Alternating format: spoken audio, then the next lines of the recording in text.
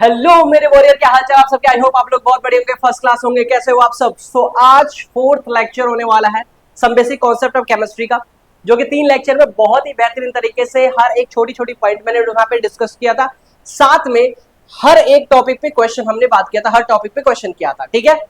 और आज भी जो हम क्वेश्चंस करने वाले हैं वो काफी इंपॉर्टेंट क्वेश्चन है। यहां से 2-3 क्वेश्चन आपको देखने को मिलने वाला है और बहुत इंटरेस्टिंग लेक्चर होने वाला है। बहुत बेसिक, मजा आ जाएगा, सीख जाओगे। यहाँ से एक न्यूमेरिकल पूछा जाता है तो तुम्हें ये क्वेश्चन मजा आएगा, फील आएगा। इस लेक्चर में तो बहुत ही मजा आने वाला। लेकिन एक चीज आपको और भी बोलूंगा कि कुछ आपके जो टॉपिक प्रीवियस लेक्चर में मैंने करा दिया था, उस लेक्चर का यहाँ पे क्वेश्चन प्रैक्टिस करवाने वाला हूँ। उस वीडियो को अगर आपने नहीं देखा, उस लेक्चर को नहीं देखा, तो प्लीज जाके देख लेना, क्योंकि फिर यहाँ पे क्वेश्चन जब यहाँ पे हम करेंगे तो वहां पे आपको प्रॉब्लम हो सकती है, थोड़ी बहुत हो सकती है। लेकिन उसको हम क्या करेंगे, क्लियर करने की पूरी कोशिश करेंगे कि बेसिक से ही लेके हम सारी चीजों को आपको समझाते जाए, सीखते जाए, ठीक है।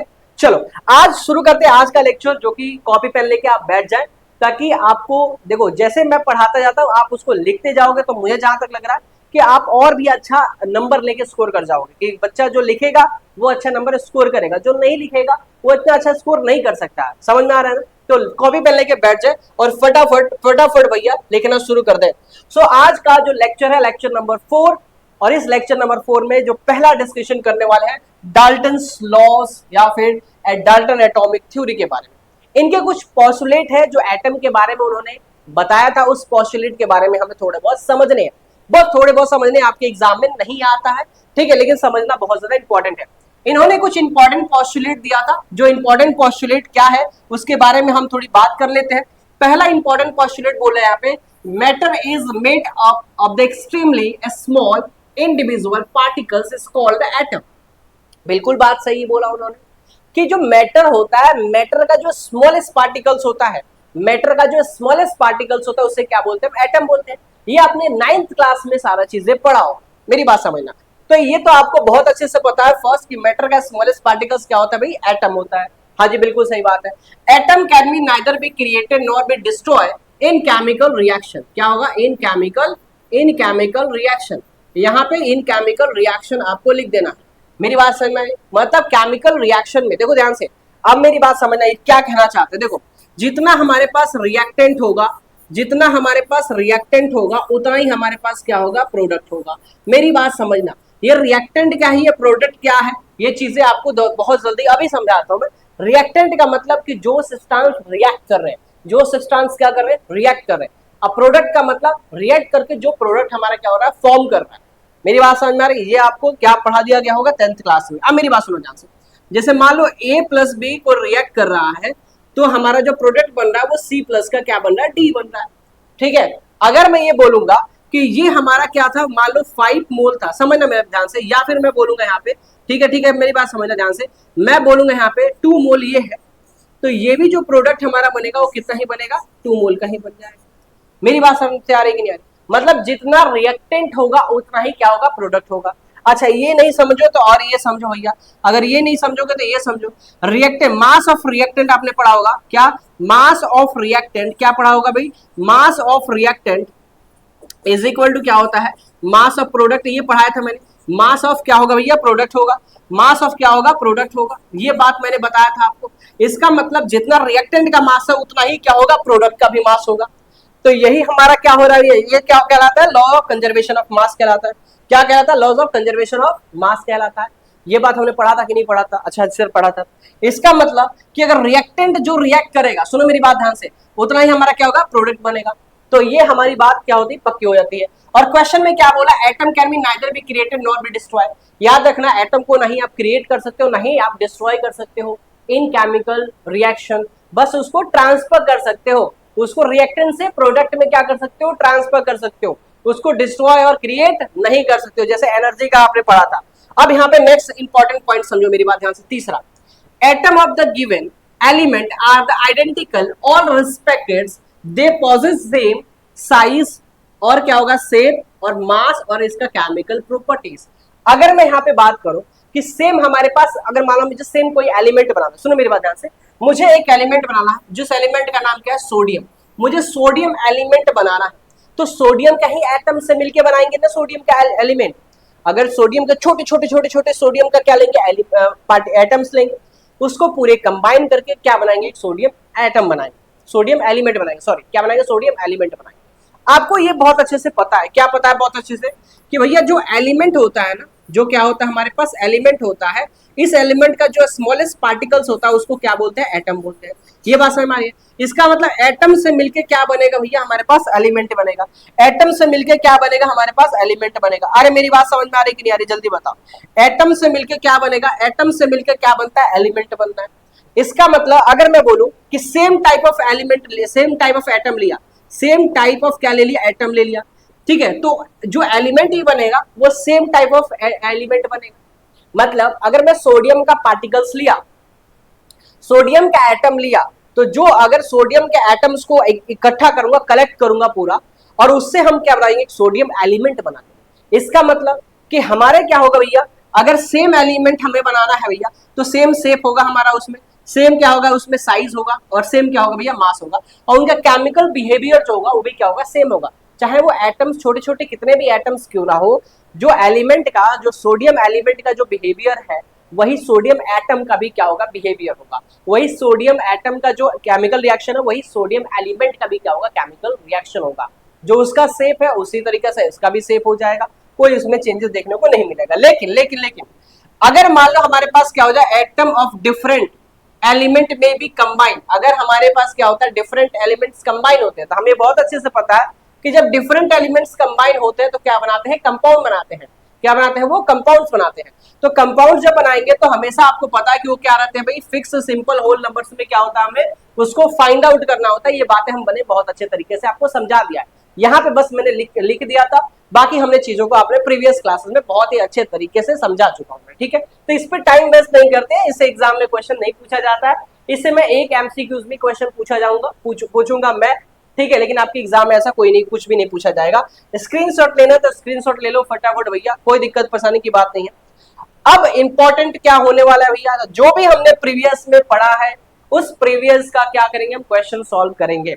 जो क्वेश्चन सब प्रैक्टिस करेंगे, साथ में हम क्या करेंगे, इसके बाद से हम इंपॉर्टेंट टॉपिक के बारे में डिस्कस करेंगे। पहला क्या बात करा, पहला क्वेश्चन क्या बोला first question, laws of multi proportion is not valid for the pair of, valid for not valid बोला है कि कौन मल्टी प्रोपोर्शनल वैलिड, किसमें मल्टी प्रोपोर्शनल वैलिड नहीं है। अगर जो आपको पेयर दिया हुआ है उस पेयर में मल्टी प्रोपोर्शनल वैलिड नहीं है, मतलब वो मल्टी प्रोपोर्शन को फॉलो नहीं कर रहा, वो आपको ऑप्शन से यहाँ पे बताना है। उससे पहले मैं आपको बता दूं कि थोड़ा बहुत समझाता हूं मैं, जब भी मल्टी प्रोपोर्शन की बात करेंगे, मतलब एमपी की बात करेंगे, एमपी क्या होगा, मल्टी प्रोपोर्शन, क्या होगा, मल्टी प्रोपोर्शन। इसका मतलब इसको अगर जानना है तो क्या होना चाहिए, सेम एलिमेंट होना चाहिए। अगर मैं कंपेयर कर रहा हूं मैं, तो क्या होना चाहिए, सेम एलिमेंट होना चाहिए। अगर डिफरेंट एलिमेंट होता है, मेरी बात समझना, अगर क्या हो रहा है, डिफरेंट एलिमेंट अगर आ जाता है तो वो मल्टी प्रोपोर्शन को वैलिड नहीं करेगा। जैसे एग्जाम्पल से बता रहा हूं मैं, एग्जाम्पल समझो भैया, अगर हमारे पास क्या हो, एक वाटर है एंड दूसरा क्या है भैया, हमारे पास H2O2 दिया हुआ है, समझना, ये हमने दो क्या कर दिया भैया, कंपाउंड ले लिया। अब ये दो कंपाउंड मैं ये देखूंगा कि क्या ये मल्टी प्रोपोर्शन को फॉलो कर रहा है या फिर नहीं कर रहा है। तो देखूंगा भैया सेम, देखो क्या बोला है, सेम एलिमेंट। देखो ध्यान से, यहाँ पे हाइड्रोजन है, यहाँ पे हाइड्रोजन है। अब ये कितने अमाउंट में, उससे कोई फर्क नहीं पड़ने वाला है भाई, सुनो मेरी बात ध्यान से, कितने अमाउंट में है उससे कोई फर्क नहीं पड़ने वाला है। तो हाइड्रोजन है, यहाँ पे भी हाइड्रोजन है, यहाँ ऑक्सीजन है, यहाँ पे भी ऑक्सीजन है। इसका मतलब ये सिमिलर एलिमेंट है। अगर सेम एलिमेंट है तो ये क्या होगा भैया, लॉज ऑफ, क्या होगा भैया, लॉज ऑफ मल्टी प्रोपोर्शन को क्या करेगा, वैलिड कर जाएगा। क्या यहां तक मेरी बात समझ में आ रही कि नहीं आ रही? सेकंड पॉइंट क्या है, सेकंड पॉइंट सुनो ध्यान से। अगर मैं बोलूंगा यहाँ पे कि मैंने ले लिया यहाँ पे CH4 और दूसरा ले लिया यहाँ पे CO2, सुनो मेरी बात ध्यान से, क्या ले लिया, CO2, और मैं यहाँ पे क्वेश्चन बोलूंगा क्या ये लॉज ऑफ मल्टी प्रोपोर्शन को वैलिड कर रहा है या फिर नहीं कर रहा है। तो मैंने बोला देखो यहाँ कार्बन है, यहाँ कार्बन है, अच्छा हाँ जी, कार्बन कार्बन है, यहाँ पे तो वैलिड अभी करेगा करेगा करेगा, हाँ जी बिल्कुल सही बात है। लेकिन यहाँ पे हाइड्रोजन है और यहाँ पे क्या है, ऑक्सीजन है, यहाँ हाइड्रोजन है, यहाँ ऑक्सीजन है। अब ये क्या हो गया भैया, ये हमारे पास डिफरेंट एलिमेंट हो गए। क्या हो गए, डिफरेंट एलिमेंट हो गए। अगर ये डिफरेंट एलिमेंट आपको दिख गए, इसका मतलब क्या होगा भैया, ये लॉज ऑफ मल्टी प्रोपोर्शन को वैलिड नहीं करेगा। लॉज ऑफ मल्टी प्रोपोर्शन को वैलिड ये नहीं करेगा। क्या यहां तक ये वाला कॉन्सेप्ट आपको समझ में आया? जो कॉन्सेप्ट बताया समझ में आया? मैं आपको एक और बहुत क्लियर बात करता हूँ, क्लियर कट बात कर रहा हूँ। अगर आपको ये लगता हो कि इस क्लास में जब आएंगे तो यहाँ पे आपको कॉमेडी करने के लिए देखने को मिलेगी, ऐसा कुछ भी नहीं है। मैं यहाँ पे टू द पॉइंट आपको कॉन्सेप्ट सिखाऊंगा, आपको क्वेश्चन प्रैक्टिस करना सिखाऊंगा कि कैसे क्वेश्चन करना है, सारे गाइडेंस आपको बताऊंगा, लेकिन कोई भी यहाँ पे कॉमेडी देखने को आपको नहीं मिलेगी। ठीक है, जहां कॉमेडी देखने को मिलेगी वहां पे आप जाके पढ़ सकते हो, कोई दिक्कत की बात नहीं है। लेकिन यहाँ पे सिर्फ और सिर्फ बेटा आपको अच्छा कॉन्सेप्ट सिखाया जाएगा, अच्छे क्वेश्चंस आपको दिए जाएंगे, हर टॉपिक पे हम क्वेश्चन आपको सिखाएंगे। मैं ये दावा करता हूं कि मैं आपको बहुत बहुत अच्छे तरीके से आपको पढ़ाऊंगा, बहुत अच्छे तरीके से गाइड करूंगा, बहुत आगे लेके जाऊंगा। ठीक है, यहां तक मेरी बात समझ में आ गई, तो क्वेश्चन पे आते हैं, क्वेश्चन पे बात करते हैं। क्वेश्चन हमारा क्या था भैया, सेम समझ में आ रहा है? यहाँ पे क्या था हमारे पास, लॉज ऑफ मल्टीप्रोपोर्शन वैलिड कौन सा नहीं करेगा बोल रहा है। सेम एलिमेंट देखो, फटाक फटाक सेम एलिमेंट देखो, हाँ जी बिल्कुल है, ये तो वैलिड कर सकता है। कार्बन कार्बन है, ठीक है, ऑक्सीजन ऑक्सीजन है, सेम एलिमेंट है, मतलब लॉज ऑफ मल्टीप्रोपोर्शन को वैलिड कर रहा है। लेकिन यहाँ पे आप देखो कार्बन है, हाइड्रोजन है, ऑक्सीजन है, डिफरेंट एलिमेंट आ गया, मतलब लॉज ऑफ मल्टीप्रोपोर्शन को ये वैलिड नहीं करेगा। यहाँ पे देख लो कार्बन कार्बन है, यहाँ पे हाइड्रोजन हाइड्रोजन है, मतलब ये लॉज ऑफ मल्टीप्रोपोर्शन को क्या करेगा, वैलिड करेगा। लॉज ऑफ मल्टीप्रोपोर्शन बहुत अच्छे तरीके से समझाया था, जाके उसको जरूर देख लेना।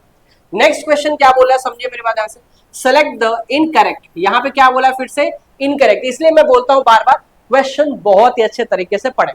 क्वेश्चन को अगर सही तरीके से आप नहीं पढ़िएगा तो आप सही क्वेश्चन, मतलब आपके जो नंबर्स आने होंगे वो भी आपको नहीं मिलेंगे। ठीक है, इसलिए क्वेश्चन को बार बार पढ़े, जितनी बार पढ़ सकते हो उतनी बार आप क्वेश्चन को पढ़ने की कोशिश करें। Select the incorrect statement regarding the Dalton's atomic theory. आपको डाल्टन एटॉमिक थ्योरी आपको बताया था, उसमें कोई इनकरेक्ट स्टेटमेंट अगर आपको यहाँ पे दिया हुआ है तो उसको आपको क्या करना है, सही कर देना है। ठीक है, जैसे पहला क्वेश्चन है कि matter consist of the individual atom. क्या मैटर हमेशा मैटर का, क्या ये मैटर का हमेशा स्मॉलेस्ट पार्टिकल्स एटम हो सकता है क्या? क्या मैटर का हमेशा स्मॉलेस्ट पार्टिकल्स एटम हो सकता है क्या? तो आंसर इज नो, ऐसा कुछ भी नहीं है।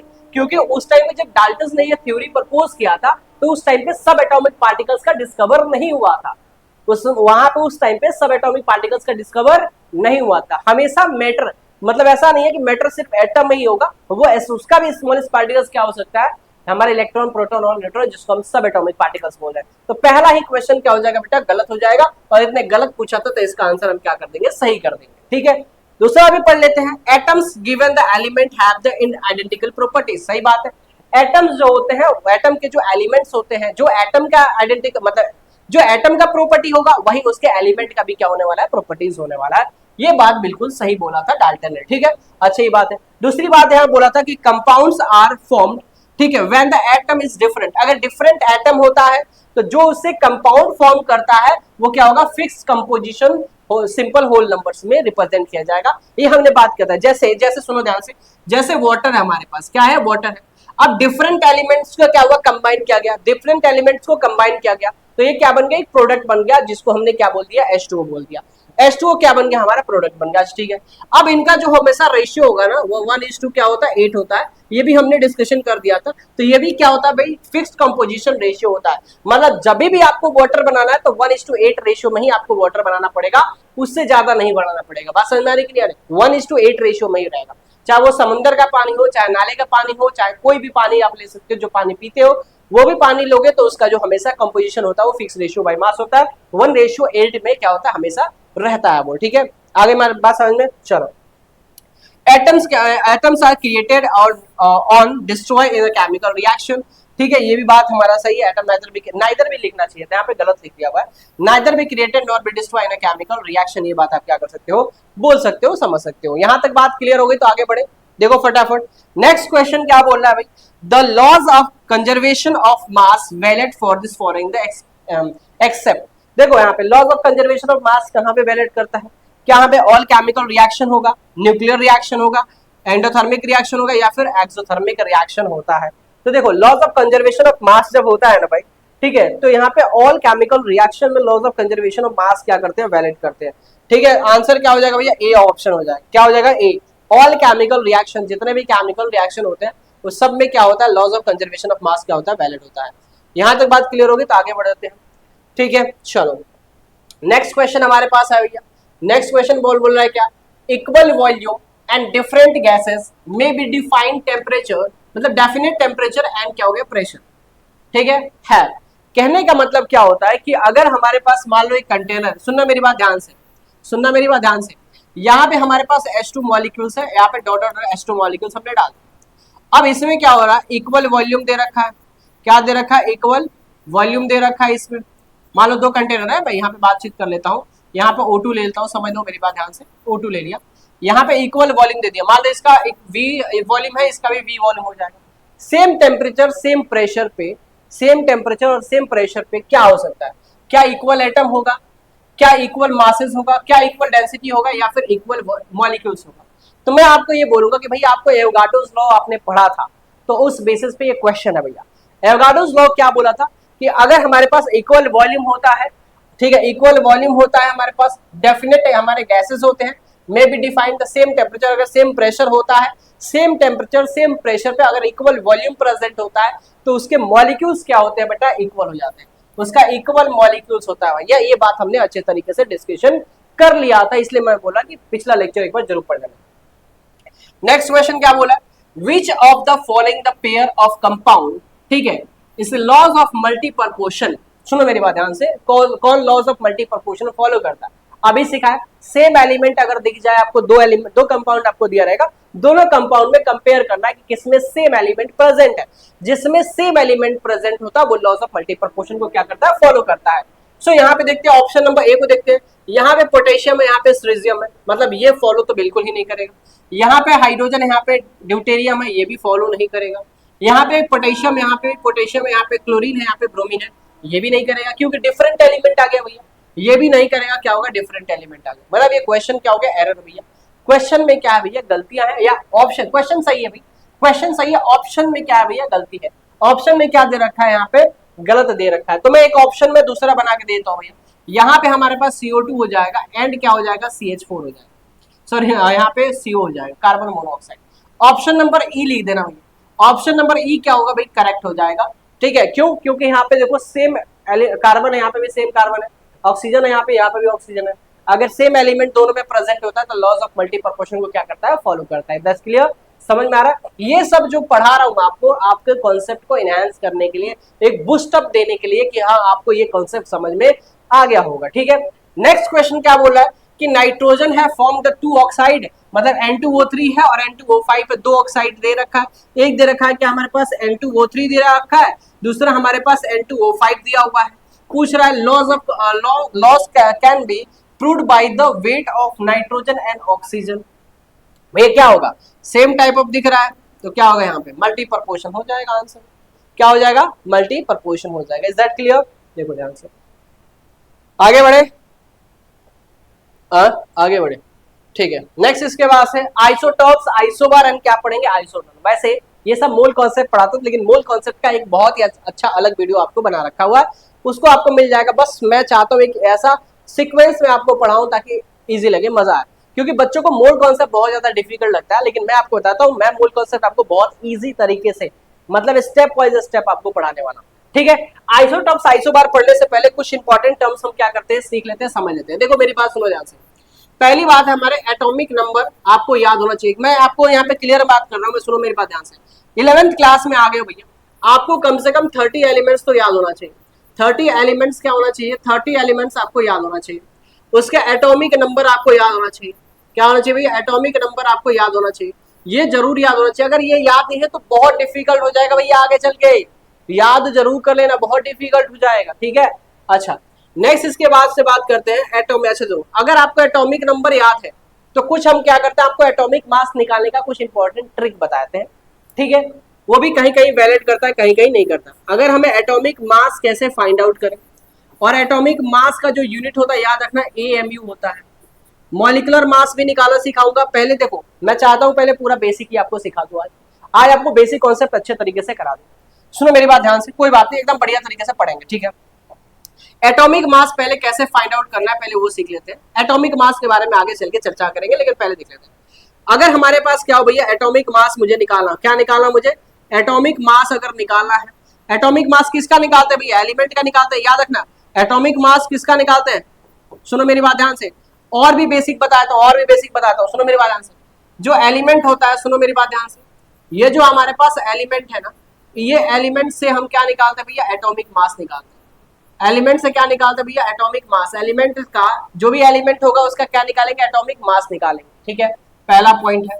दूसरा पॉइंट क्या होगा भैया, अगर हमारे पास कंपाउंड दिया रहेगा, क्या दिया रहेगा हमारे पास, कंपाउंड, तो कंपाउंड जो होता है भैया, कंपाउंड जो होता है, कंपाउंड से हम क्या निकालते हैं भैया, मॉलिक्यूलर मास। क्या निकालते हैं, मॉलिक्यूलर मास। क्या निकालेंगे, मॉलिक्यूलर मास निकालेंगे। मेरी बात समझ में आ रही कि नहीं आ रही, जल्दी बताओ, हाँ या ना, जल्दी बता दो।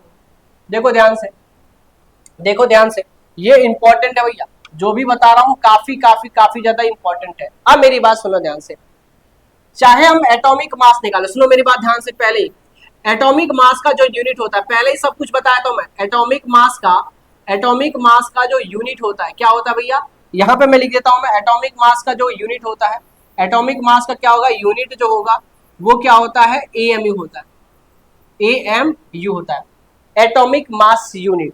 ठीक है, एएमयू होता है। दूसरी बात करता हूं मैं, सुनो मेरी बात ध्यान से, मॉलिक्यूलर मास। अगर मैं मॉलिक्यूलर मास में बोलूं तो मॉलिक्यूलर मास का जो यूनिट निकल के आता है भैया, जो क्या निकल के आता है, यूनिट निकल के आता है, उसको भी क्या बोलोगे, एएमयू बोलोगे। ठीक है, ग्राम नहीं बोलोगे, अभी क्या होगा, ग्राम नहीं बोलोगे। अच्छा ठीक है, चलो एक और चीज बताता हूं मैं, अगर आपको मोलर मास बोला जाए, क्या बोला जाए, मोलर मास बोला जाए, अभी लिख लेना भाई, मोलर मास बोला जाए तो मोलर मास का यूनिट जो होता है, सुनो मेरी बात ध्यान से, मोलर मास का जो यूनिट होता है वो क्या होता है, ग्राम होता है।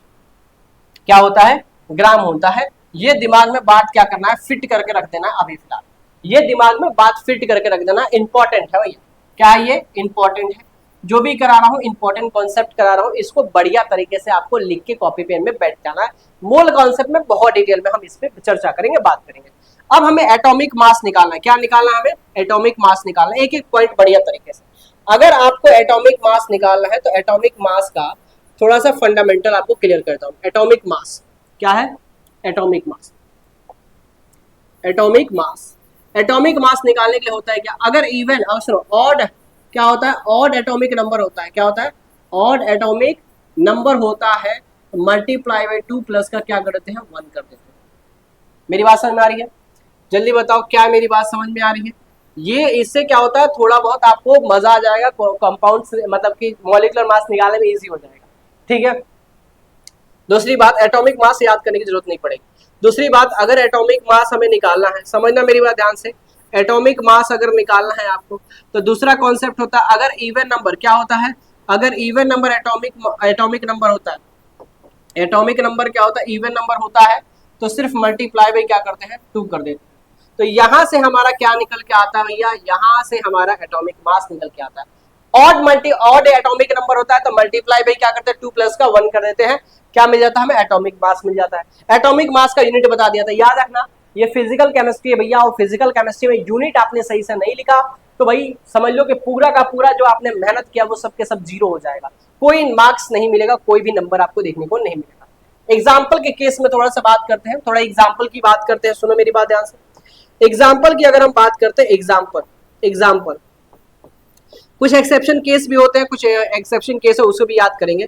अगर मान लो हमारे पास क्या है, सोडियम दे रखा है, इसका एटॉमिक नंबर 11, मैग्नीशियम दे रखा है, इसका एटॉमिक नंबर कितना होता है, 12 होता है। समझना मेरी बात ध्यान से अच्छे तरीके से। मुझे इसका एटॉमिक मास निकालना, तो क्या करूंगा मैं, 11 मल्टीप्लाई बाई 2 प्लस का क्या करूंगा, 1, तो जो एटॉमिक मास निकल के आएगा 23 AMU निकल के आ जाएगा। ठीक है, मेरी बात समझ में आ रही है। अगर मैग्नीशियम है तो इसका क्या करेंगे, देखो इवन नंबर है, मैग्नीशियम का एटॉमिक नंबर कितना होता है, 12, तो 12 मल्टीप्लाई बाई 2 कर देंगे सिर्फ, क्योंकि इवन नंबर के लिए क्या करते हैं, 2 से मल्टीप्लाई करते हैं, कितना आएगा, 24 AMU आ जाएगा। जल्दी मेरी बात समझो, क्या है मेरी बात समझ में आ रही है। सोडियम का एटॉमिक नंबर 11 था, मल्टीप्लाई बाई 2 प्लस का 1 किया, 23 AMU आ गया। मैग्नीशियम का एटॉमिक मास 12, एटॉमिक नंबर 12 होता है, मल्टीप्लाई के 2 से, क्योंकि इवन नंबर था तो हमने 2 से मल्टीप्लाई सिर्फ करना था, निकल के आ गया क्या हमारे पास क्या निकल के आ गया भैया, तो हमारा एटॉमिक मास निकल के आ गया। तो इजिली एटॉमिक मास निकाल सकते हो। एटॉमिक मास अगर निकालोगे तो मॉलिक्यूलर मास क्या हो जाएगा, इजी हो जाएगा, आराम से आप क्या कर सकते हो, निकाल सकते हो। तो आज मैं बोला कि जो भी बेसिक कॉन्सेप्ट है जो आपने को नहीं आता हुआ, वो सारे कॉन्सेप्ट मैं आपको यहाँ पे सिखाने वाला हूँ। ठीक है, कोई दिक्कत परेशानी की बात हो तो मुझे बता दो, ये चीजें आपको सिखा दिया है, यहाँ तक मेरी बात समझ में आ गई है। और भी थोड़ा इंपॉर्टेंट बात हम कर लेते हैं, जिसमें अगर हम एटॉमिक मास में कुछ एक्सेप्शन केस, क्या है भैया, कुछ एक्सेप्शन केस है। सो मेरी बात सुनो ध्यान से, केमिस्ट्री में अगर एक्सेप्शन ना हो ऐसा हो नहीं सकता, ठीक है, मेरी बात समझा। कुछ क्या होता है एक्सेप्शन, क्या होता है केस होता है। एक्सेप्शन केस क्या होता है, सुनो मेरी बात ध्यान से। हमारा जो होता है, जैसे मान लो हम बोले हाइड्रोजन, तो हाइड्रोजन एक क्या होता है एक्सेप्शन केस होता है, उसका एटॉमिक मास क्या होता है AMU होता है। क्या होता है यहाँ पे मैं लिखूंगा क्या एटॉमिक मास, क्या लिखूंगा भैया एटॉमिक मास लिखूंगा। क्या यहाँ तक मेरी बात समझ में आ रही है।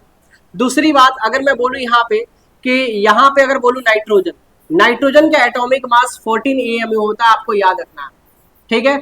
अगर देखो ध्यान से, अगर मैं नाइट्रोजन का एटॉमिक मास निकालू, एटॉमिक नंबर कितना होता है 7 होता है, तो 7 क्या हो गया ऑड नंबर हो गया, तो मल्टीप्लाई बाय 2 प्लस का 1 करना चाहिए, और ये कितना आएगा भाई 15 आ जाएगा। लेकिन एक्चुअली में ऐसा नहीं होगा, एक्चुअली में ऐसा नहीं होगा। क्यों नहीं होगा, क्योंकि भैया ये एक्सेप्शन केस में आता है इस फॉर्मूले के अकॉर्डिंग, इस फॉर्मूले के अकॉर्डिंग क्या आता है ये एक्सेप्शन केस आता है, इसलिए इसको याद करके रखना है। क्लोरीन हो गया भैया, क्लोरीन हो गया, इसका एटॉमिक मास 35.5 होता है, ये भी आपको क्या करना है याद करके रखना है, ठीक है, मेरी बात समझ में आ रही है। तो छोटी बहुत चीजें और भी याद करके रख लेना, ये थोड़ा बहुत आपको क्या कर दिया बता दिया है, बाकी आपको और भी चीजें क्या करना है एक बार देख लेना, जब एटॉमिक मास निकालो जो चार्ट से वहां पे आप इजिली क्या कर सकते हो देख सकते हो। क्या यहाँ तक मेरी बात समझ में आ गई, जल्दी बताओ, क्या यहाँ तक मेरी बात समझ में आ गई। अब मेरी बात सुनो ध्यान से, एटॉमिक मास निकालना अगर आ गया तो हम सीखेंगे आज मॉलिक्यूलर मास कैसे निकालना। क्या निकालना भैया, मॉलिक्यूलर मास के बारे में सीखेंगे। जो बच्चे को आता है बहुत अच्छी बात है, नहीं आता कोई दिक्कत नहीं है भैया, मैं पूरा एकदम बेसिक से सिखाऊंगा, मॉलिक्यूलर मास निकालना सिखाऊंगा आज। पहले मॉलिक्यूलर मास निकालना सीख जाओ, फिर इसके बाद से इंपॉर्टेंट पॉइंट पे हम क्या करेंगे डिस्कशन करेंगे, बात करेंगे। अगर मैं बात करूं यहाँ पे मॉलिक्यूलर मास कैसे निकलता है, तो सुनो मेरी बात ध्यान से। जैसे हमारे एक एग्जाम्पल से आपको समझाऊंगा, क्या करूंगा भैया एक एग्जाम्पल से आपको समझाऊंगा। एग्जाम्पल हमारा क्या है, सुनो मेरी बात ध्यान से। जैसे हमारे पास CO2 दे रखा है, कार्बन डाइऑक्साइड दे रखा है, और बोलेगा अब सुनो ध्यान से मॉलिक्यूलर मास किसका निकाला जाता है, तो मॉलिक्यूलर मास कंपाउंड का निकाला जाता है। किसका निकाला जाता है, कंपाउंड का निकाला जाता है। कंपाउंड बनता कैसे भैया, कंपाउंड बनता कैसे है, तो दो एलिमेंट को क्या करते हैं मिलाते हैं। जब दो एलिमेंट्स को कंबाइन करते हैं, जब दो या दो से ज्यादा एलिमेंट को कंबाइन करते हैं तो क्या बन जाता है भैया मॉलिक्यूल्स फॉर्म कर जाता है। क्या फॉर्म कर जाता है, मॉलिक्यूल्स फॉर्म कर जाता है। क्या मेरी बात समझ में आ रही है, क्या मेरी बात समझ में आ रही है। दो एलिमेंट्स को कंबाइन करें क्या बनेगा, मॉलिक्यूल्स फॉर्म कर जाएगा। जैसे हमारे पास कार्बन है ऑक्सीजन है, इससे मल्टीप्लाई करें क्या बन जाएगा, कार्बन डाइऑक्साइड। क्या बन गया ये मॉलिक्यूलर, ये हमारा सब कंपाउंड बन गया। क्या बन गया, कंपाउंड। कंपाउंड से क्या निकालते हैं भैया, सुनो मेरी बात ध्यान से, कंपाउंड बन गया। ये क्या बन गया हमारे पास, कंपाउंड बन गया। कंपाउंड से क्या निकालते हैं, मॉलिक्यूलर मास निकालते हैं। कंपाउंड का क्या निकालते हैं, मॉलिक्यूलर मास निकालते हैं। तो ये क्या हमारे पास कंपाउंड है, मॉलिक्यूलर मास निकालते हैं। कैसे निकालते हैं भैया मॉलिक्यूलर मास, सुनो ध्यान से। कार्बन है भैया, कार्बन का एटॉमिक मास क्या होता है, यहाँ पे एटॉमिक मास यूज करते हैं। तो कार्बन का एटॉमिक मास कितना होता है भैया जल्दी बताओ, 12। कितना कार्बन का एटॉमिक मास कितना होता है, 12। तो कार्बन है, इसका एटॉमिक मास 12 है, तो यहाँ पे लिखेंगे 12, ठीक है। अच्छा कितने कार्बन है यहाँ पे, एक कार्बन है, तो मल्टीप्लाई बाई क्या करूंगा मैं, एक कर दूंगा, 1। अब इसके बाद से मैं नेक्स्ट एलिमेंट पे शिफ्ट हुआ, सुनो मेरी बात से। ये कार्बन का काम हमने कंप्लीट कर दिया, कार्बन का काम हमने क्या कर दिया, कंप्लीट कर दिया। अब नेक्स्ट एलिमेंट पे क्या हुआ, शिफ्ट होगा। जब नेक्स्ट एलिमेंट पे शिफ्ट होगा यहाँ लग जाएगा प्लस। जब नेक्स्ट एलिमेंट पे शिफ्ट होगा क्या लग जाएगा, प्लस लग जाएगा। तो यहाँ पे हमने प्लस लगा दिया। ऑक्सीजन का एटॉमिक मास कितना होता है, तो 16 होता है। क्यों, 8 हमारा एटॉमिक नंबर 8 होता है, तो 8 मल्टीप्लाई बाई 2 कितना हो जाएगा, 16 हो जाएगा। सुनो मेरी बात ध्यान से, ऑक्सीजन हो गया, एटॉमिक नंबर कितना होता है, 8 होता है। तो हमें पता है कि एटॉमिक मास निकालना, तो 8 मल्टीप्लाई बाई 2 कर देंगे, कितना हो जाएगा, 16 AMU हो जाएगा। अरे होगा कि नहीं होगा भाई जल्दी बताओ। तो यहाँ पे कितना होगा, 16 हो जाएगा। कितना ऑक्सीजन है यहाँ पे, तो देखो यहाँ पे 2 लिखा हुआ है, तो मल्टीप्लाई बाई क्या कर दूंगा मैं, 2 कर दूंगा। क्या मेरी बात समझ में आ रही है। तो 12 प्लस का 32 हो जाएगा, और यहाँ पे कितना हो जाएगा, 44 AMU। क्या लिखोगे, AMU। सिर्फ 44 लिख दोगे भैया, पूरा गलत हो जाएगा, याद रखना। 44 सिर्फ लिखा आपने, पूरा का पूरा क्या होगा, गलत हो जाएगा। 44 AMU आपको यहाँ पे लिखना पड़ेगा, इसलिए इंपॉर्टेंट है। जो चीज बताऊं सब इंपॉर्टेंट है। जल्दी से इसको नोट डाउन करो, जल्दी से नोट डाउन करो। देखो जिसको आता है जिसको नहीं आता है, बहुत इंपॉर्टेंट है भैया, सब सीखो। सीखना ज्यादा है, जितना ज्यादा सीखोगे उतना ज्यादा इंपॉर्टेंट होगा। नेक्स्ट एक और एग्जांपल लेता हूँ, फिर इसके बाद से आगे बढ़ता हूँ कि हम ये देख लेंगे कि भैया आपको एटॉमिक मास, अरे ब्लर क्यों हो रहा है मेरे भाई। हाँ, तो हमें एटॉमिक मास और मॉलिक्यूलर मास क्या होगा भैया हमें निकालना आना चाहिए। तो हमें यहाँ बात करते हैं कैल्शियम कार्बोनेट, COCA3 हो गया भैया, कैल्शियम कार्बोनेट। इसका हमें क्या निकालना है, तो इसका हमें मॉलिक्यूलर मास निकालना है। सिंपल सी बात है, कंपाउंड बना है, कंपाउंड बनाया तो क्या निकालोगे भैया, इसका मॉलिक्यूलर मास निकालोगे। कैसे निकालोगे मॉलिक्यूलर मास, जल्दी बताओ कैसे निकालोगे। तो देखो ध्यान से, कैल्शियम है, कैल्शियम का एटॉमिक नंबर कितना होता है, देखो कैल्शियम का एटॉमिक नंबर 20 होता है, तो 20 मल्टीप्लाई बाई 2 कर दोगे, कितना हो जाएगा भैया 40, हमारा एटॉमिक मास निकल के आ गया। क्या निकल के आ गया भैया, एटॉमिक मास निकल के कितना आ गया, 40 निकल के आ गया, 40 AMU निकल के आ गया। तो यहाँ पे कैल्शियम का एटॉमिक मास कितना है, 40 है। कितना कैल्शियम है भैया, एक है।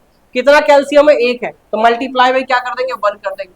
फिर नेक्स्ट हमने क्या हुआ, इस कार्बन पे शिफ्ट हो गया, तो क्या होगा, लगाएंगे प्लस लगाएंगे। कार्बन का एटॉमिक मास कितना होता है, कार्बन का एटॉमिक मास कितना होता है, 12 होता है, तो 12 लगा देंगे। कितना कार्बन है भैया, तो यहाँ पे कुछ नहीं है, एक कार्बन है हमारे पास, प्लस।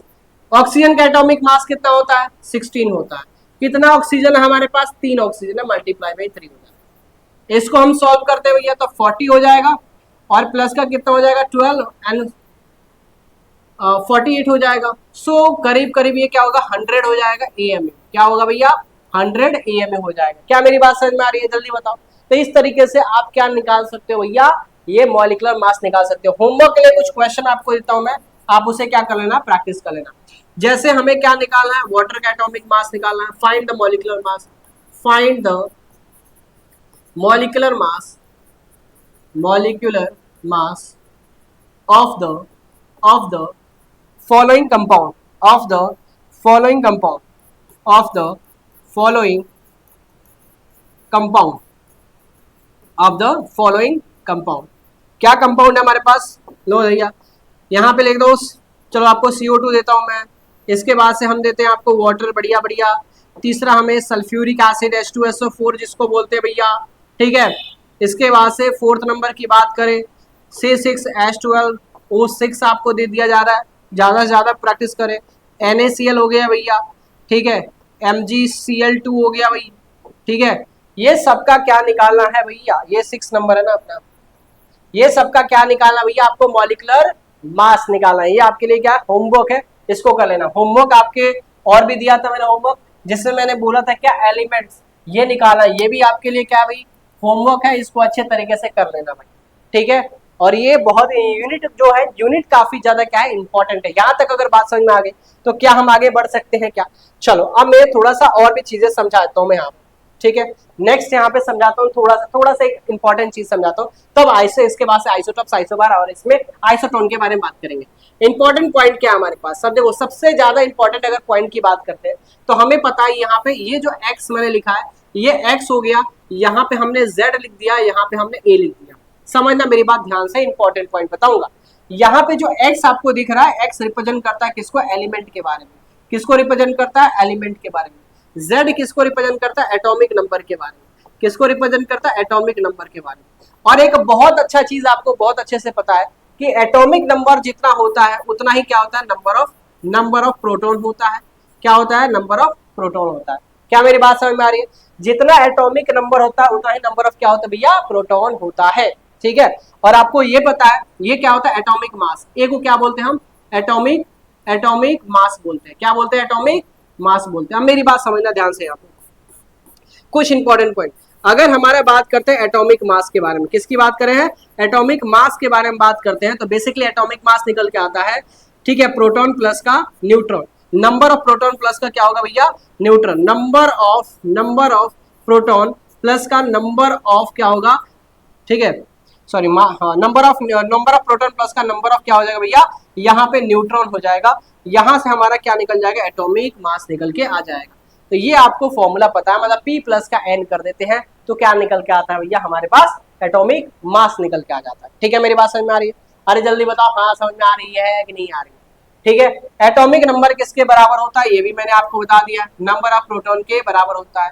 कोई बच्चा ये मत बोल देना कि एटॉमिक नंबर जो होता है वो नंबर ऑफ इलेक्ट्रॉन के बराबर होता भी है और कम भी होता है, कभी कभी ज्यादा भी होता है, ये भी याद रखना। होता है, बोल सकते हैं कि atomic number number of electron के बराबर होता है, लेकिन भाई वो बढ़ भी सकता है और क्या होता है, कम भी हो सकता है। न्यूट्रॉन भी बढ़ सकता है और कम हो सकता है, लेकिन अगर बात करता हूं मैं, देखो बढ़ना नहीं, इलेक्ट्रॉन तो कम ही हो सकता है, इलेक्ट्रॉन क्या होगा, कम हो सकता है, बढ़ भी सकता है, ये भी बात सही बात है। लेकिन प्रोटॉन हमेशा क्या होता है भैया, फिक्स होता है। तो नंबर ऑफ प्रोटॉन जितना होगा उतना ही एटॉमिक नंबर होगा, ये बात हमने आपको बता दिया। क्या यहाँ तक ये बात समझ में आपको आ गई, इंपॉर्टेंट पॉइंट्स है, इंपॉर्टेंट काम आएगा। ठीक है, यहाँ तक समझ में आ गया, ठीक है। अब मैं बात बताता हूँ, सुनो मेरे बारे में। होता क्या है, बात यहाँ पे ये है, बात यहाँ पे ये है कि हमारे पास क्या दे दिया जाए, ऐसे ही सेम एलिमेंट। अब क्या होता है, अब हम क्या करेंगे, यहाँ पे पढ़ेंगे क्या कि बेसिकली कि कोई एलिमेंट है, उस एलिमेंट का क्या कोई और भी प्रॉपर्टी शो करता है क्या। कुछ ऐसे एलिमेंट है जो एक आइसोटॉप शो करते हैं, आइसो बार शो करते हैं, आइसोटोन शो करते हैं, ठीक है, आइसो इलेक्ट्रॉनिक शो करते हैं। आइसो इलेक्ट्रॉन क्या होता है उसके बारे में भी हम चर्चा करेंगे। आइसो इलेक्ट्रॉन से क्वेश्चन आपके नीट जेई में आते हैं, ठीक है ना, यहाँ पे नहीं आते। अगर हमारे पास क्या हो, सेम एलिमेंट हो, सुनो मेरी बात ध्यान से, सेम एलिमेंट होता है। दूसरी बात, अगर सेम एलिमेंट है तो आपको बहुत अच्छे से पता है कि क्या होगा, सेम एटॉमिक नंबर भी होगा। क्या होगा उसका, सेम एटॉमिक नंबर हो जाएगा। और तीसरा पॉइंट क्या होगा, डिफरेंट एटॉमिक मास हो जाएगा। क्या होगा, डिफरेंट एटॉमिक क्या हो जाएगा, मास हो जाएगा। अगर ये बात है, ये चर्चा है, सेम एलिमेंट हो रहा है, सेम एटॉमिक नंबर है, डिफरेंट एटॉमिक मास है, इसको बोलते हैं आइसोटोप। क्या बोलते हैं भैया, इसको आइसोटोप बोलते हैं। क्या बोलेंगे इसको, आइसोटोप। क्या मेरी बात समझ में आ रही है। आइसोटोप का अगर एग्जांपल की मैं बात करूं ना, आइसोटोप का एग्जांपल की मैं बात करूं मैं, तो एग्जांपल क्या होगा, हाइड्रोजन का एटॉमिक नंबर 1, यहाँ पे 1, हाइड्रोजन का atomic number 1 but atomic mass 2 हो जाएगा। हाइड्रोजन का एटॉमिक नंबर 1, एटॉमिक मास कितना होगा, 3 होगा। अब इन्वायरमेंट में जो आपको हाइड्रोजन मिलता है स्टेबिलिटी मेंटेन करने के लिए, ये मिलता, ये बहुत रेयर आपको देखने को मिलते हैं। बात मेरी समझ में आ रही कि नहीं, तो जो ज्यादा मिलता है हम उसी के बारे में ज्यादा क्या करते हैं, पढ़ाई करते हैं। ये हमारे पास आइसोटॉप है। आइसोटॉप की अगर बात करूं मैं, तो सोडियम हो गया एटॉमिक नंबर 11, ये 22 हो जाएगा। सोडियम हो गया भैया हमारे पास एटॉमिक नंबर 11, एटॉमिक मास 23 हो जाएगा। सोडियम हमारे पास होगा एटॉमिक नंबर 11 और एटॉमिक मास कितना होगा, 24 हो जाएगा। ये भी क्या है, एक दूसरे के आइसोटॉप है। कैसे, सेम एलिमेंट दिख रहा है कि नहीं दिख रहा है, सेम एटॉमिक नंबर दिख रहा है कि नहीं दिख रहा है, और डिफरेंट एटॉमिक मास दिख रहा है नहीं दिख रहा है। तो अगर दिख रहा है तो आइसोटॉप को क्या कर रहा है, ये फॉलो कर रहा है। क्या यहां तक मेरी बात समझ में आई। स्क्रीनशॉट लेना तो ले लो फटाफट, फटाफट ले लो फटाफट। ऊपर समझ में आ गया ना, ये ऊपर में क्या होता है, एटॉमिक मास होता है, ये तो समझ में आ गया, ये तो समझ में आ गया क्या होता है, एटॉमिक मास होता है। ये बात बता था कि नहीं बताया था, जल्दी बताओ। ये एटॉमिक मास होगा कि नहीं होगा, जल्दी बताओ। ऊपर में, नीचे में क्या होता है, एटॉमिक नंबर। ये देखो, अगर मैं यहाँ पे H ले लिया, बहुत बच्चों कंफ्यूज होते हैं, H हो गया, यहाँ पे मान लो 2 हो गया, तो ये क्या होता है, ऊपर में एटॉमिक मास होता है, नीचे में क्या होता है, एटॉमिक नंबर होता है। इसको मैं होता है एटॉमिक नंबर, क्या होता है, एटॉमिक नंबर होता है। ये क्या होता है भैया, एलिमेंट होता है। यहाँ तक अगर बात क्लियर हो गई तो आगे बढ़े क्या, फटाफट बता दो। देखो ठीक है, अब मेरी बात सुनो यहाँ पे ध्यान से। तो यहाँ पे आपने आइसोटॉप के बारे में क्लियर कर लिया, देखो ध्यान से, हमने आइसोटॉप के बारे में बात कर लिया। आइसोटॉप के बारे में छोटा सा एक और पॉइंट है, देखो ध्यान। यहाँ पे बोला है क्या कि नंबर ऑफ प्रोटॉन क्या होगा, सेम होगा। भाई नंबर ऑफ प्रोटॉन का मतलब क्या होता है, तो नंबर ऑफ प्रोटॉन का मतलब एटॉमिक नंबर होता है, यही बात अभी बताया मैंने।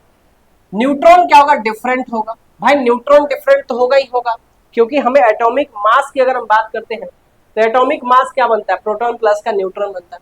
न्यूट्रॉन हमारा फ्लक्चुएट करता है, न्यूट्रॉन को ऐड करते हैं प्रोटॉन से तो क्या मिलता है, एटॉमिक मास मिलता है। इसका मतलब मास क्या होता है, डिफरेंट होता है। मतलब मैंने दोनों आपको दोनों फॉर्मेट बता दिया। हमेशा हमें क्या याद होता है कि डिफरेंट एटॉमिक नंबर होता है, मैं सॉरी सेम एटॉमिक नंबर होता है, डिफरेंट एटॉमिक मास होता है। लेकिन एक और टर्म है जो कि आप अगर वो क्वेश्चन में आ गए तो आप गायब हो जाओगे। क्या है कि सेम क्या होगा, प्रोटॉन होगा, सेम नंबर ऑफ क्या होगा भाई, प्रोटॉन होगा। डिफरेंट न्यूट्रॉन अगर होता है तभी भी हम आइसोटॉप उसको क्या करते हैं, बोलते हैं। ये भी पॉइंट बहुत बहुत इंपॉर्टेंट है, ठीक है, यहां से भी क्वेश्चन पूछे जाते हैं।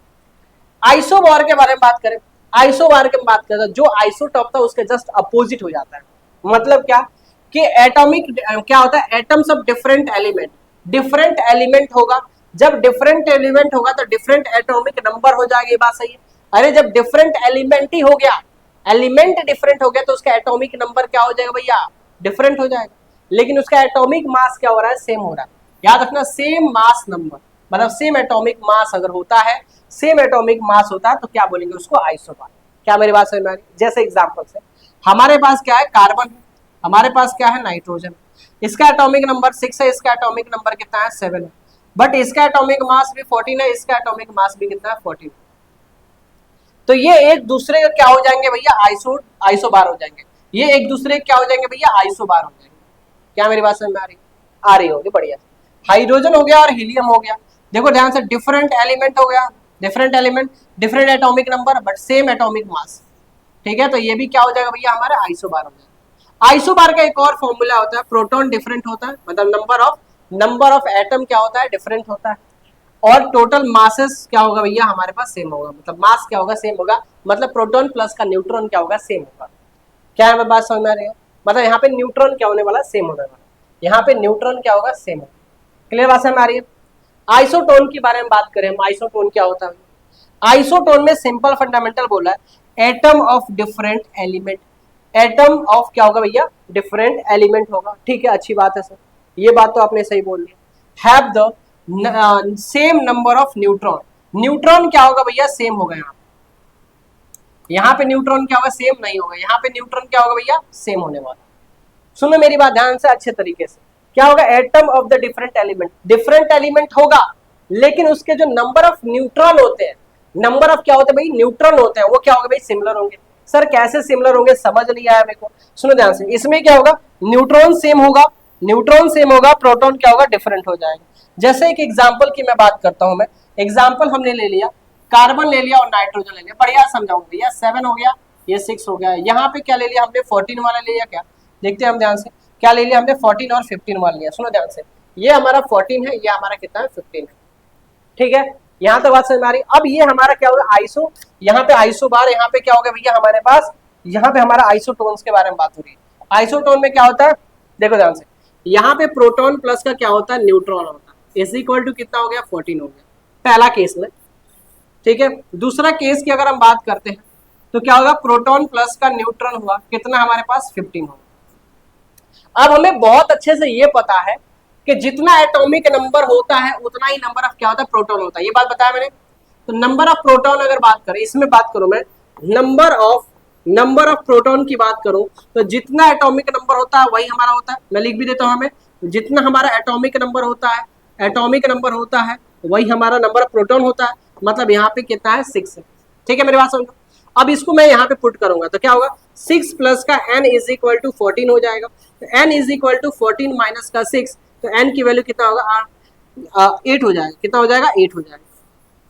मेरी बात सुनो ध्यान से, इंपॉर्टेंट बात बता रहा हूँ, ठीक है। अब यहाँ पे बात करता हूँ मैं, क्या होगा भैया, नंबर ऑफ प्रोटॉन की बात करूं मैं, नंबर ऑफ प्रोटॉन की बात करूं मैं, कितना है, 7 है, क्योंकि जितना एटॉमिक नंबर होता है उतना ही क्या होता है भैया, उतना ही प्रोटॉन होता है। अब इसमें पुट कर देंगे तो क्या आएगा, 7 प्लस का n इज इक्वल टू कितना होगा, 15 हो जाएगा, फिर n is equal to 15 minus का 7, ठीक है, तो n इज इक्वल टू कितना हो जाएगा, 8 हो जाएगा। तो देखो यहाँ पे नाइट्रोजन सिमिलर आ रहा है कि नहीं आ रहा, अगर नाइट्रोजन सेम आ रहा है, नाइट्रोजन क्या हो रहा है, सेम आ रहा है, और यहाँ पे देखो प्रोटॉन क्या है, डिफरेंट है, यहाँ पे प्रोटॉन 6 है, यहाँ पे प्रोटॉन कितना है, 7 दे रखा है, यहाँ पे प्रोटॉन 7 है, यहाँ पे प्रोटॉन क्या है, 6 है। इसका मतलब क्या होगा, डिफरेंट प्रोटॉन हो जाएगा, डिफरेंट प्रोटॉन हो जाएगा, मेरी पहला पॉइंट। दूसरा पॉइंट क्या होगा, सेम न्यूट्रॉन हो जाएगा, क्या हो जाएगा, सॉरी सेम न्यूट्रॉन हो जाएगा। अगर सेम न्यूट्रॉन हो रहा है तो क्या हो जाएगा, ये आइसोटोन को फॉलो करेगा, क्या होगा, आइसोटोन को टोन्स को फॉलो करेगा। क्या मेरी बात समझ में आ रही है कि नहीं आ रही, जल्दी बताओ, किसको फॉलो करेगा, आइसोटोन को फॉलो करेगा। इज दैट क्लियर, यस या नॉट, देख लो ध्यान से। इसका मतलब ये एक दूसरे क्या है, आइसोटोन, क्या है भैया, एक दूसरे के आइसोटोन है। क्लियर, चलो पूरे डिटेल में पढ़ा रहा हूं मैं, ऐसा कुछ नहीं है कि ऐसे पढ़ा दे रहा हूं। तो देखो क्या लिखा है, न्यूट्रॉन सेम होगा, प्रोटॉन क्या होगा, डिफरेंट होगा, काम वही हुआ था, क्या बोलेंगे इसको, आइसोटोन्स बोलेंगे। क्लियर, तो मुझे नहीं लग रहा कि आइसोटॉप्स में, आइसोबार में, आइसोटोन में आपको कोई दिक्कत प्रॉब्लम हुआ होगा, बढ़िया तरीके से क्लियर हो गया। ठीक है, नेक्स्ट इसके बाद से हम बात करते हैं भैया, नेक्स्ट इसके बारे में बात करते हैं। ठीक है, ये हमारा मतलब एक लास्ट लेक्चर हो जाए, मतलब ये हमारा क्या होगा आज का, मतलब होगा, तबियत थोड़ा ठीक नहीं है, टॉपिक लास्ट। ठीक है, प्लीज इसको थोड़ा मैनेज कर लेना आप लोग। देखो ध्यान से, यहाँ बात कर रहा है कैलकुलेट द एटॉमिक मासेस या फिर average atomic mass of the chlorine using the following data. ये आपको डेटा दिया, लेकिन उससे पहले मैं कुछ आपको पढ़ाना चाहता हूँ। क्या पढ़ाना चाहता हूँ, एवरेज एटॉमिक मास के बारे में। एवरेज एटॉमिक क्या होगा, मास। जब आइसोटॉप्स आपको दिया रहा है ना, जब क्या दिया बेटा आपको, आइसोटॉप्स दिया रहा है, तो उसका एवरेज एटॉमिक मास होता है, ठीक है, परसेंटेज ऑफ आइसोटॉप्स, या फिर मैं यहाँ पे बोल सकता हूं मैं परसेंटेज ऑफ नेचुरल अबेंडेंस, ठीक है, मल्टीप्लाई बाई मोलर मास। क्या होगा, मोलर मास ऑफ आइसोटॉप्स, पहला आइसोटॉप्स फर्स्ट, ठीक है। फिर क्या करोगे, यहाँ पे प्लस लगाओगे। मेरी बात समझना, थोड़ा बड़ा है ये, ठीक है। इसको मैं ऐसे करता हूँ, एक सेकंड।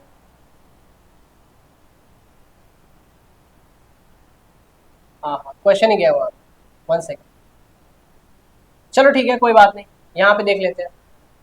देखो मेरी बात ध्यान से, तो यहाँ पे जो हमारा बात क्या है, percentage natural abundance by the molar mass of the isotope slab plus next हमारा होगा परसेंटेज ऑफ नेचर एबंडेंस, ठीक है, multiply by molar mass isotopes, molar mass of isotopes, molar mass of isotopes second, second divided by 100 कर देना, ठीक है।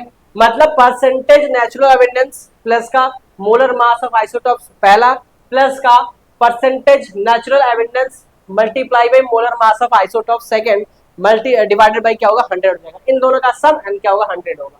यहाँ पे आपको आइसोटॉप्स दिया रहेगा, देखो ध्यान से, ठीक है। अगर इसमें क्वेश्चन क्या पूछ रहा है, calculate the atomic masses, average atomic mass, तो मैं यहाँ पे क्या लिखूंगा, सुनो मेरी बात ध्यान से, average atomic mass, average atomic क्या होगा भैया, मास होगा।